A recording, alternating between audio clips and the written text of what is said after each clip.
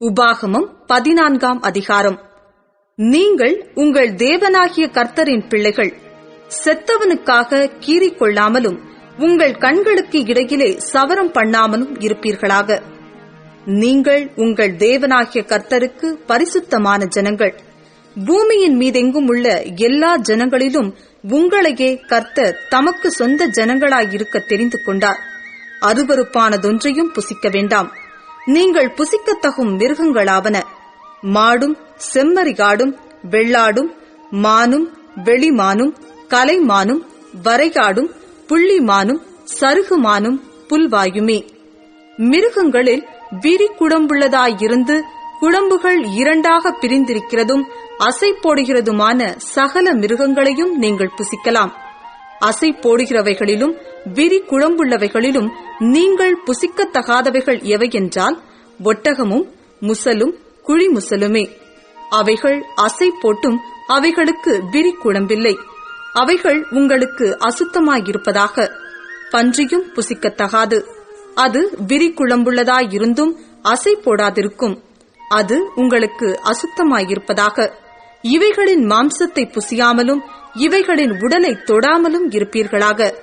ஜலத்தில் இருக்கிற எல்லாவற்றிலும் சிறகும் செதிலும் உள்ளவைகளை எல்லாம் நீங்கள் புசிக்கலாம்.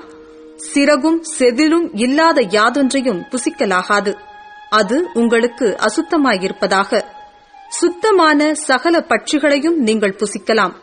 நீங்கள் புசிக்கத்தகாதவைகள் எவையென்றால் கழுகும் கருடனும் கடலுராஞ்சியும் பைரியும் வல்லூரும் சகலவித பருந்தும் சகலவித காகங்களும் தீக்குருவியும் கூகையும் செம்புகமும் சகலவிதமான டேகையும் ஆந்தையும் கோட்டானும் நாரையும் கூழக்கடாவும் குருகும் நீர்க்காகமும் கொக்கும் சகலவித ராஜாளியும் புழுக்கொத்தியும் வௌவாலுமே. பறக்கிறவைகளில் ஊர்வன யாவும் உங்களுக்கு அசுத்தமாயிருப்பதாக. அவைகள் புசிக்கத்தகாதவைகள். சுத்தமான பறவைகள் யாவையும் நீங்கள் புசிக்கலாம். தானாய் இறந்து போனதொன்றையும் புசிக்க வேண்டாம். உங்கள் வாசல்களில் இருக்கிற பரதேசிக்கு அதை புசிக்க கொடுக்கலாம், அல்லது அந்நியனுக்கு அதை விற்று போடலாம். நீங்கள் உங்கள் தேவனாகிய கர்த்தருக்கு பரிசுத்த ஜனங்கள். வெள்ளாட்டுக்குட்டியை அதன் தாயின் பாலிலே சமைக்க வேண்டாம்.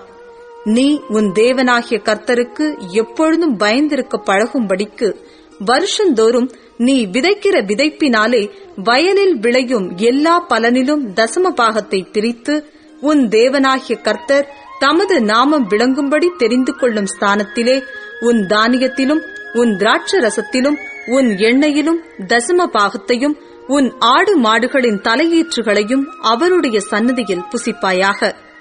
உன் தேவனாகிய கர்த்தர் உன்னை ஆசீர்வதிக்கும் காலத்தில் உன் தேவனாகிய கர்த்தர் தமது நாமம் விளங்கும்படி தெரிந்து கொண்ட ஸ்தானம் உனக்கு வெகு தூரமாயிருக்கிறதினால் வழி பிரயாணத்தின் வெகு தொலையின் நிமித்தம் நீ அதை கொண்டு போக கூடாதிருக்குமானால் அதை பணமாக்கி பண முடிப்பை உன் கையிலே பிடித்துக் கொண்டு உன் தேவனாகிய கர்த்தர் தெரிந்து கொண்ட ஸ்தலத்திற்கு போய் அங்கே உன் இஷ்டப்படி ஆடு மாடு திராட்சரசம் மதுபானம் முதலான சகலத்தையும் பணம் கொடுத்து வாங்கி உன் தேவனாகிய கர்த்தருடைய சன்னதியில் நீயும் உன் குடும்பத்தாரும் உன் வாசல்களில் இருக்கிற லேவியனும் புசித்து சந்தோஷப்படுவீர்களாக. லேவியனுக்கு உன்னோடே பங்கும் சுதந்திரமும் இல்லாதபடியால் அவனை கைவிடாயாக.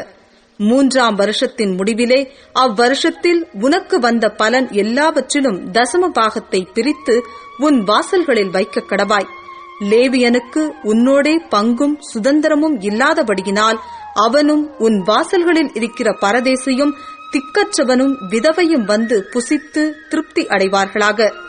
அப்பொழுது உன் கை செய்யும் வேலையிலெல்லாம் உன் தேவனாகிய கர்த்தர் உன்னை ஆசீர்வதிப்பார்.